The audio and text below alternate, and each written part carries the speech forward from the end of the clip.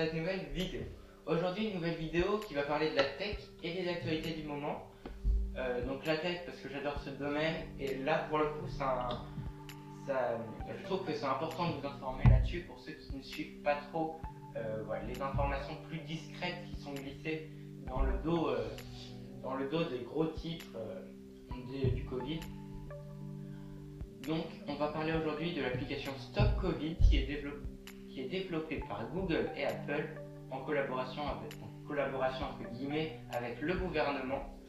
Et je vais donc vous expliquer son fonctionnement, comment ça va marcher en gros, et quels sont les risques s'il y en a. Avant que la vidéo commence, je rappelle que les informations ne sont pas vérifiées sauf une. Elle provient du site d'Apple. Je suis sûr que c'est des informations vérifiées et agréées puisque Apple participe à la création de cette application.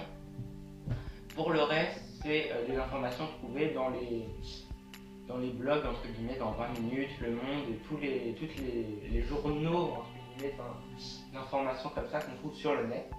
Donc ça peut changer d'ici la création. Et pour mon opinion, c'est mon opinion personnelle sur le sujet. Et il peut encore changer d'ici à ce que l'application soit officiellement sortie. Donc pour cette application, on est en collaboration avec Google et Apple, chose très très rare, car normalement ce sont deux ennemis entre guillemets au sein des GAFA. Apple et Google travaillent ensemble pour la création de ce qu'on appelle un API. Et après, ils vont passer ces API à tous les gouvernements de tous les pays du monde. Et ce sera au gouvernement de faire avec ses propres développeurs après l'overlay, donc l'interface utilisateur. Donc au niveau de l'API, Google et Apple, eux, font créer et développent le fonctionnement réel de l'application, et après ce sera au gouvernement ou aux développeurs du gouvernement de passer l'interface utilisateur, l'overlay ou les quelques modifications à voir aussi. Donc je vais tout d'abord vous expliquer le fonctionnement. Le fonctionnement, c'est une application sur son téléphone qui sera sur la base du volontariat, qui marche avec le Bluetooth. Donc si deux utilisateurs ont l'application sur leur téléphone et qu'ils se rencontrent, les deux téléphones vont échanger des informations via Bluetooth qui seront les codes d'identification des deux téléphones. Ils vont se les échanger, mais ça n'ira pas plus loin si il n'y a rien d'autre. Voilà, ce sera juste les deux téléphones vont échanger, ils garderont ça en mémoire sur des serveurs, et s'il n'y a rien, aucune information ne sera échangée. L'autre possibilité, c'est qu'un utilisateur peut se déclarer positif au Covid-19 une fois qu'il a été testé. Sur l'application, il peut dire moi j'ai été infecté, donc ce que va faire l'application, c'est tout simplement que dans son téléphone, elle va aller chercher tous les autres téléphones avec lesquels il a eu un contact lors des derniers 14 jours, qui sont les jours d'incubation. Et à tous ces contacts et à tous les contacts des téléphones, à tous les téléphones qu'il a rencontrés pendant un certain temps, pendant les 14 jours avant qu'ils se déclarent, tous les utilisateurs de ces téléphones-là vont recevoir une notification comme quoi quelqu'un avec qui ils se sont trouvés en contact a été testé positif au Covid. Et selon ce que va faire le gouvernement, ils pourront avoir une notification qui leur dit d'aller chez un médecin, d'aller en quarantaine. On ne sait pas encore trop comment ça va se développer vraiment. Au niveau de la protection des données, c'est quelque chose qui fait un peu peur, parce que forcément on se dit ça va nous suivre partout. Alors là où Google et Apple ont fait un travail incroyable, c'est qu'il n'y a pas de données de traçage à proprement parler. C'est pas des données de traçage qui vont vous suivre, ça va juste être des données échangées quand deux téléphones se rencontrent, mais sans position. Ça va juste se dire nous, tel jour, à telle heure, pendant tel temps, on s'est rencontrés, on le sait tous les deux, on était à cette distance-là, et ça c'est stocké sur un serveur, et donc s'il y a besoin de les ressortir, ils peuvent ressortir. Alors ça ne dira pas où est allé l'utilisateur, quand, ça dira, voilà. On ne pourra pas localiser l'utilisateur. Au niveau d'une autre sécurité, on sait que les codes qui permettent d'identifier vos téléphones change toutes les 15 minutes. Donc c'est énorme de ce côté-là, parce que toutes les 15 minutes, ça fait vraiment beaucoup de fois, ça fait déjà 4 fois par heure.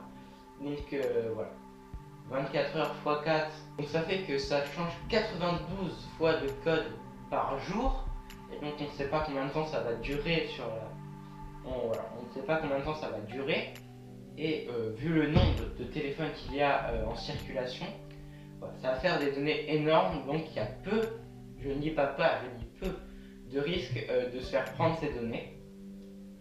Alors moi, mon opinion personnelle, c'est d'un côté, on a Google, qui pour le coup a beaucoup de cookies sur nous, donc beaucoup d'informations sur ce qu'on aime, ce qu'on recherche sur internet. Et d'un autre côté, on a Apple qui lui a eu pas mal de fuites de données ces dernières années, qui s'est pris plusieurs amendes pour ça d'ailleurs. Donc à voir, est-ce que la collaboration avec le gouvernement va faire que ça va être plus en règle entre guillemets. De ce que j'ai pu lire, le gouvernement avait imposé un cahier des charges très strict et il l'aurait respecté, donc à voir plus précisément. Je précise avant tout que l'application sortira en mai, je crois qu'ils ont dit mi-mai, donc lors de notre déconfinement, vers les dates de notre déconfinement si cela ne change pas à l'heure actuelle, moins dangereux on va dire. Bon voilà, je pense que j'ai fait le tour de cette application, elle se nomme Stop Covid comme je vous l'ai dit. Donc moi j'attends d'avoir plus d'informations, que ça se développe encore un peu. Moi pour l'instant je suis plutôt confiant, je trouve que c'est une bonne idée sur la base du volontariat.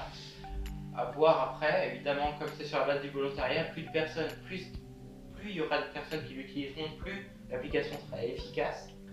J'attends encore, je sais pas quoi dire, mais pour le moment je trouve que c'est une plutôt bonne idée. D'après ce que j'ai pu lire sur les sites, le traçage ne devrait pas vraiment être un vrai traçage comme on pourrait s'attendre à ce qu'ils nous suivent à la trace.